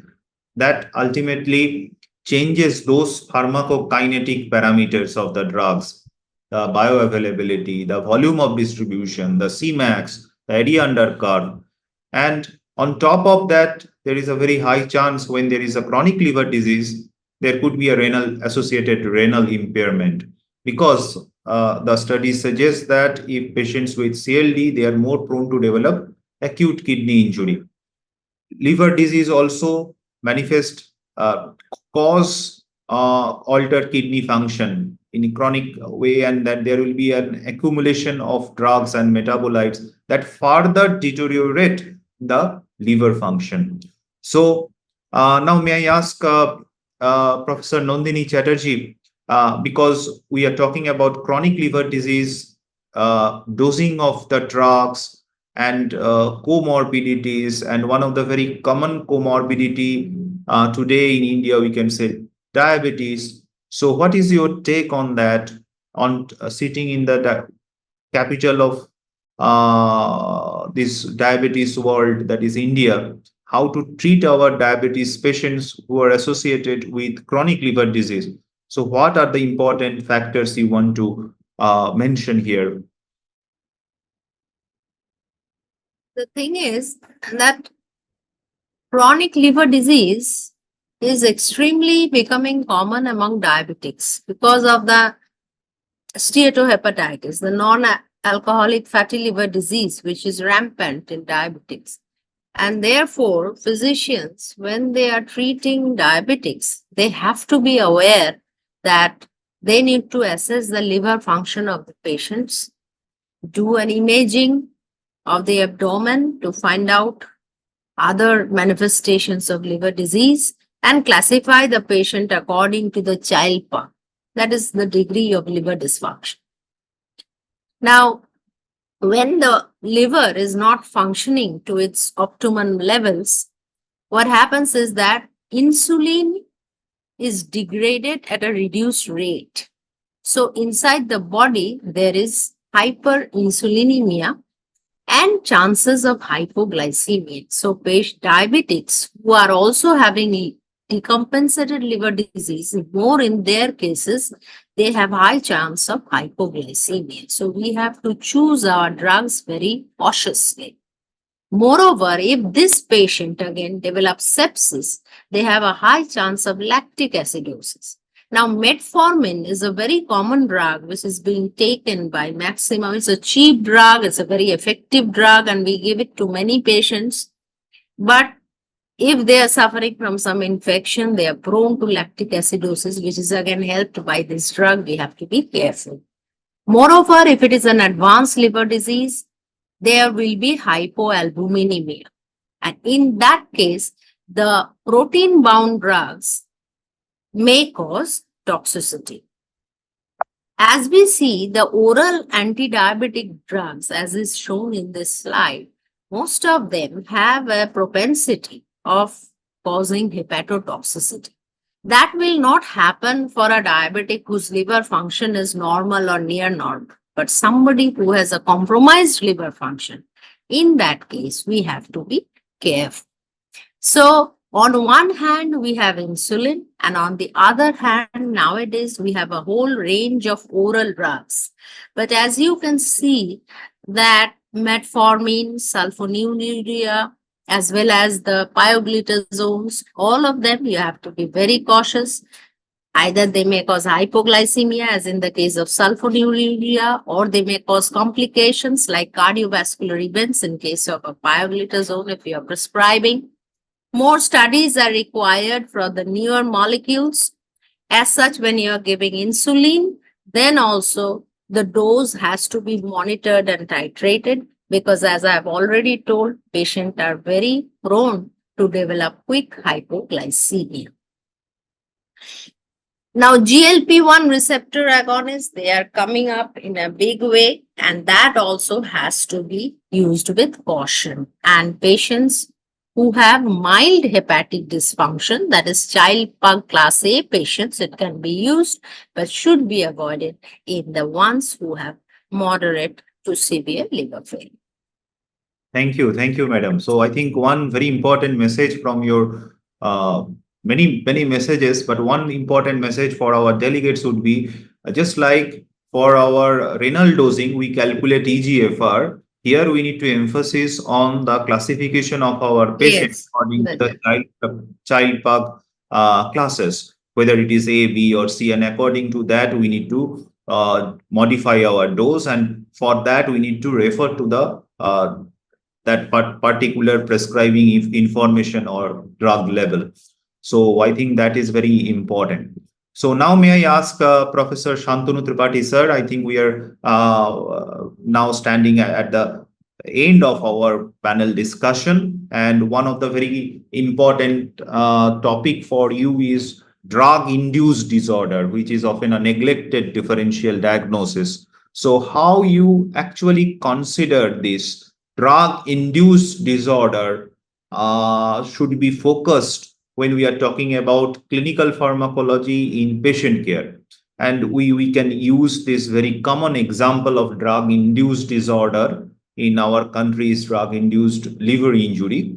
But we need your wisdom actually how we should approach for drug-induced disorder. And then also we will discuss a little on DILI, that drug-induced liver injury. Yes, I agree that drug-induced disorder is again an area that usually remains a little neglected. In fact, I would say that any patient presenting with any symptom, any problem, we need to rule out. We need to keep the drug-induced disorder in the as a differential diagnosis, and then you have to rule out this diagnosis, differential diagnosis, before you come to your final diagnosis. So always it is, you can say, by default, it's a default differential diagnosis, you can say 3Ds, default differential diagnosis, and we need to rule out that. So then possibly the drug-induced disorder will not be undiagnosed or remain non-diagnosed. Okay. But then again, we need to remember that while we are treating a patient for a given indication, then also midway through the treatment, the patient can develop drug-induced injury, and which is one of the common example is in tuberculosis management, because most of the active first-line tuberculosis drugs, anti-TB drugs, they are also known to cause liver injury. So drug-induced liver injury is much more common than we can think of, not necessarily only the prescription drugs in modern medicine, but also particularly in our country or in other Asian countries where multiple systems of medicine is also practiced, quite popular.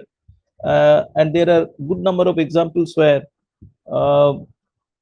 self-prescription or self-use or even prescribed by the other systems of medicine, the different herbal concoctions, okay, over-the-counter herbal preparations, they are also known to have adverse impact on liver function, and can also end up to cause drug-induced liver injuries.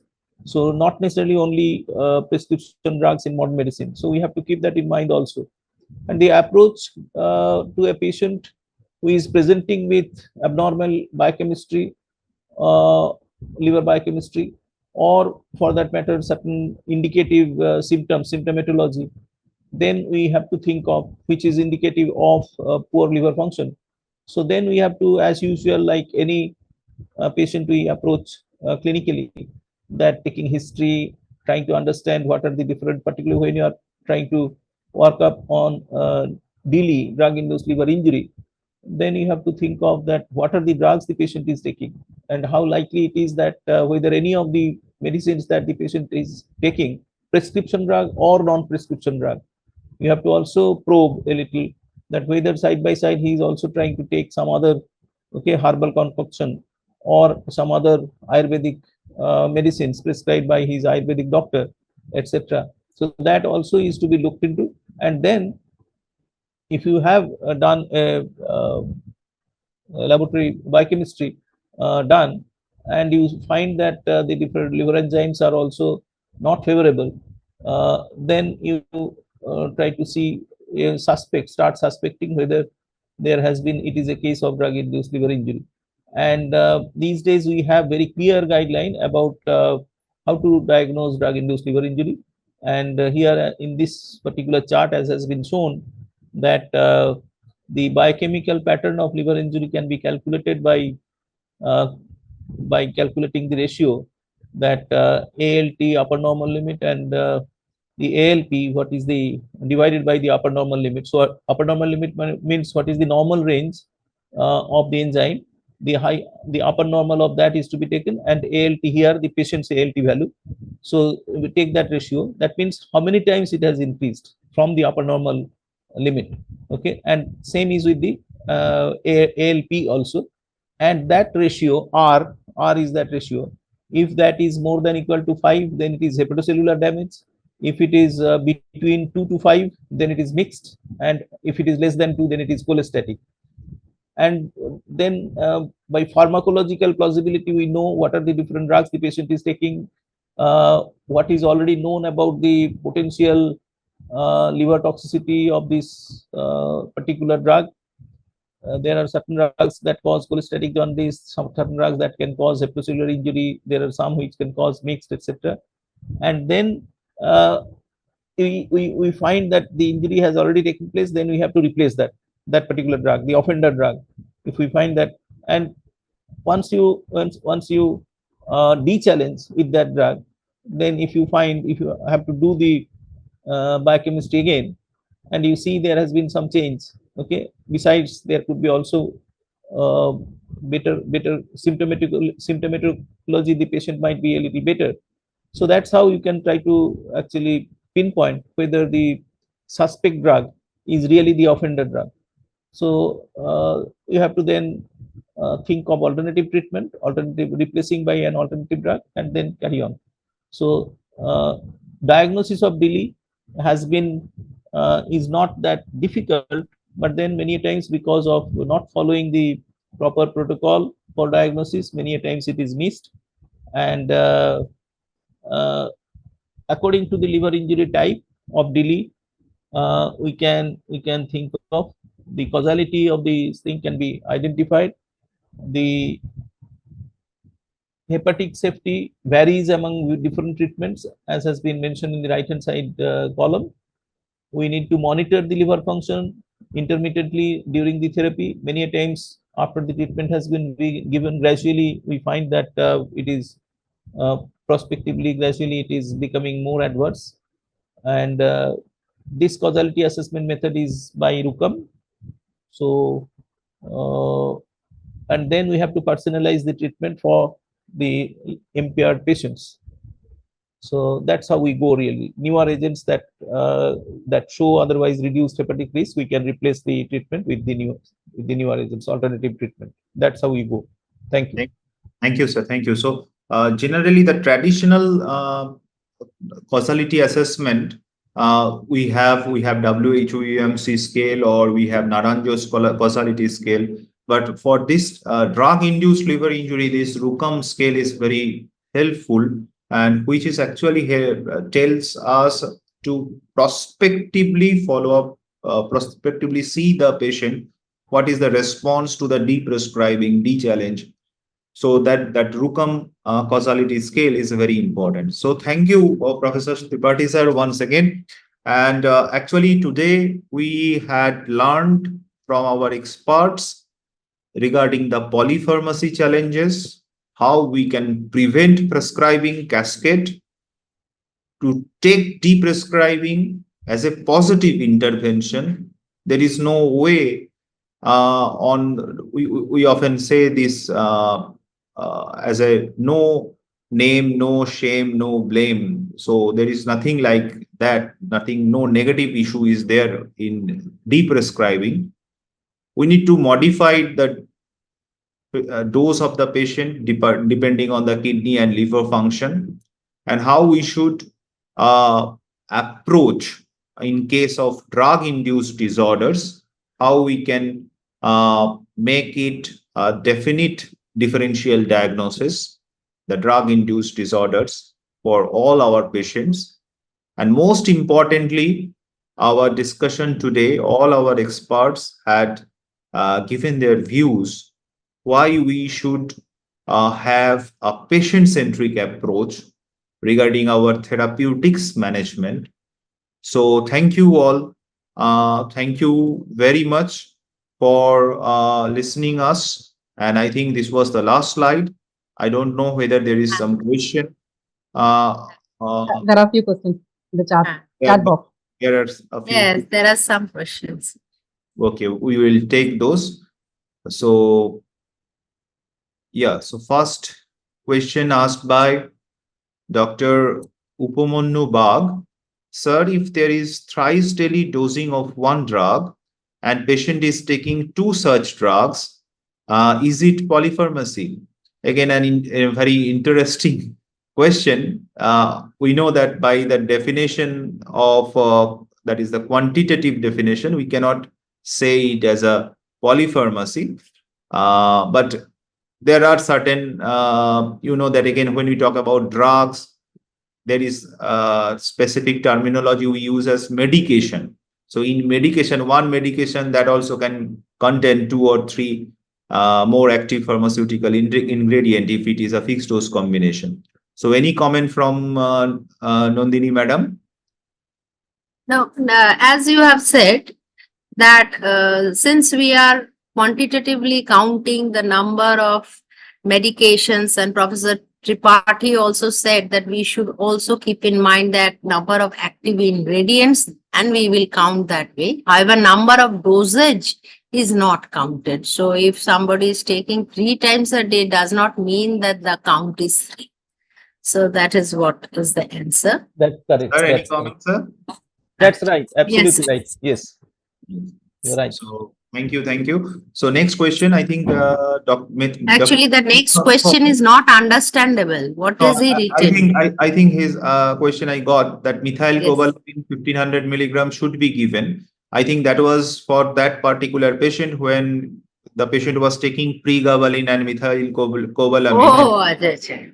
The thing is that the vitamin B12 was assessed. I think the report was normal. So why we should use methyl cobalamin vitamin B if vitamin B12 is normal? So it is not required. But this is again a very interesting question asked by Dr. Shashwat Vahinipati. Do therapeutic drug monitoring of digoxin required in all cases if it is used with atorvastatin where the facility is available? If yes, then at what interval? May I ask Professor Sandhiya Selvarajan madam to comment on this? Yeah.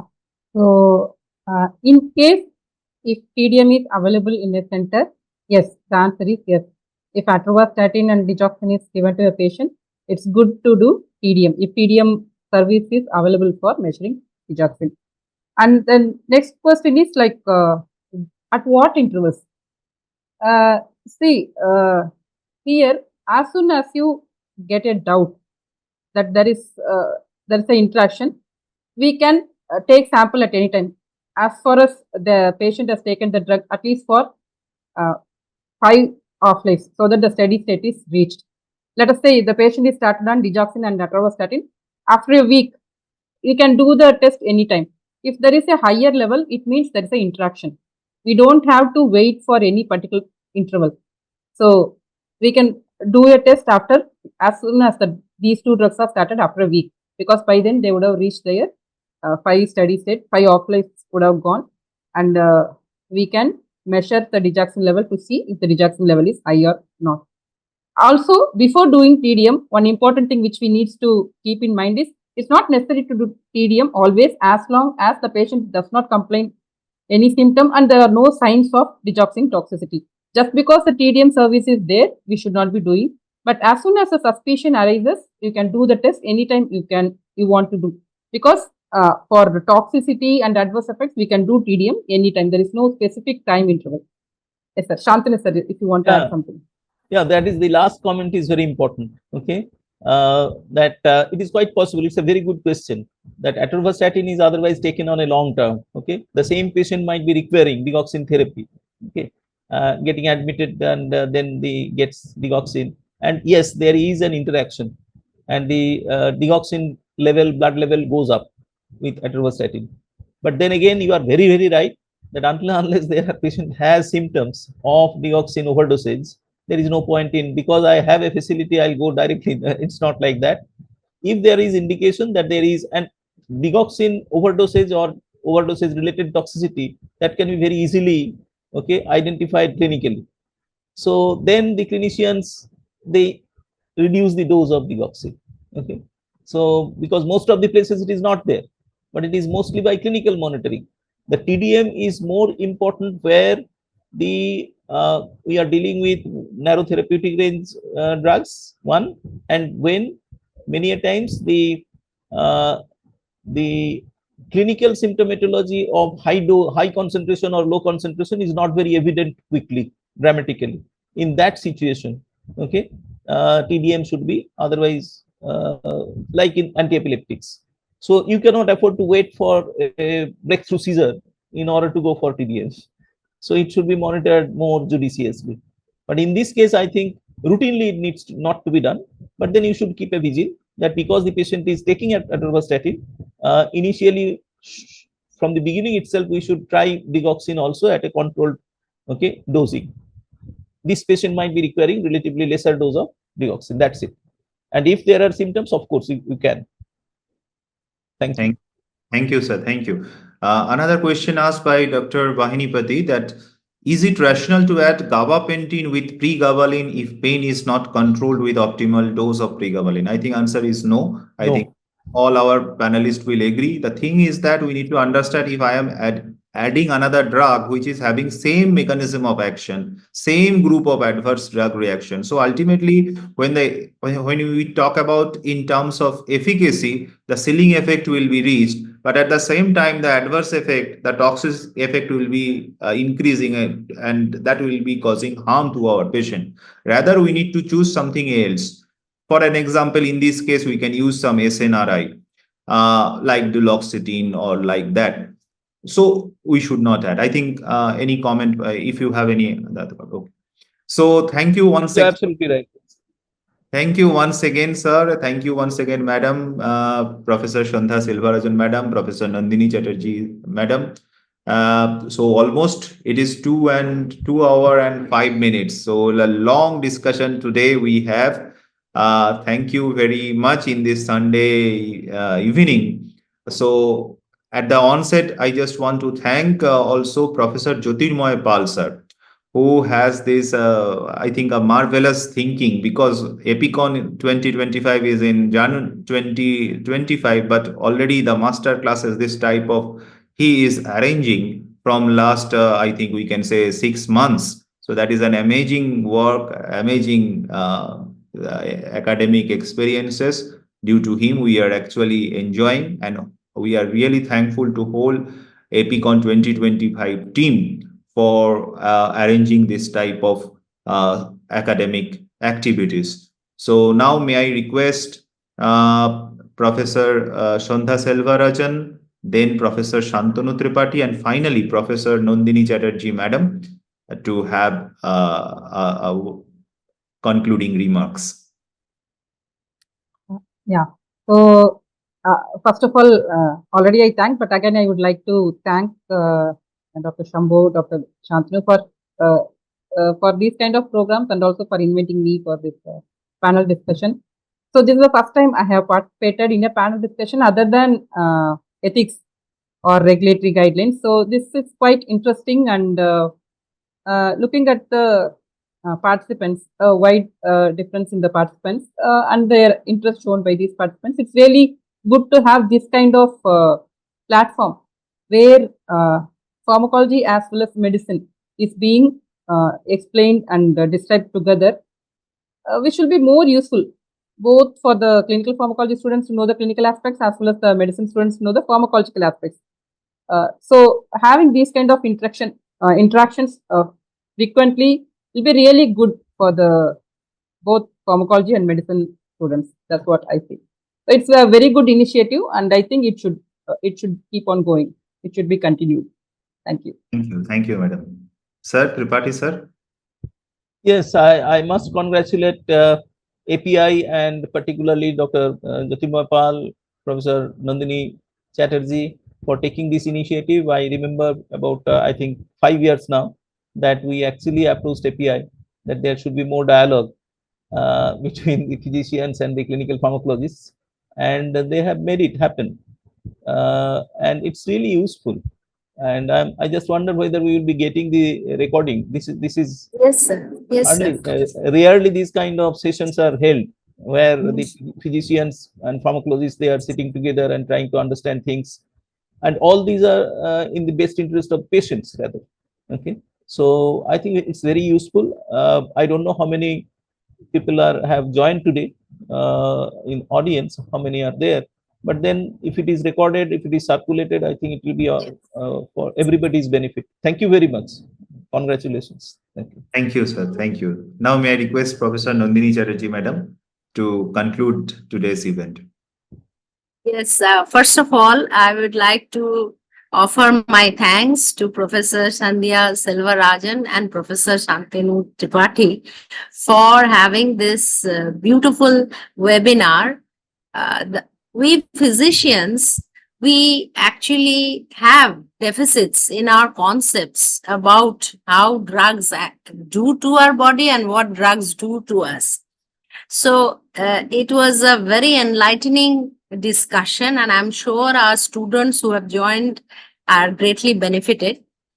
Actually, APICON 2025 is going to be a conglomeration of various subjects, and we welcome clinical pharmacology to be intermingled with our medical subjects so that it will benefit our students. And I must at the end thank Shambo, who has unending enthusiasm in all our projects. So without him, we wouldn't be able to sort of arrange this.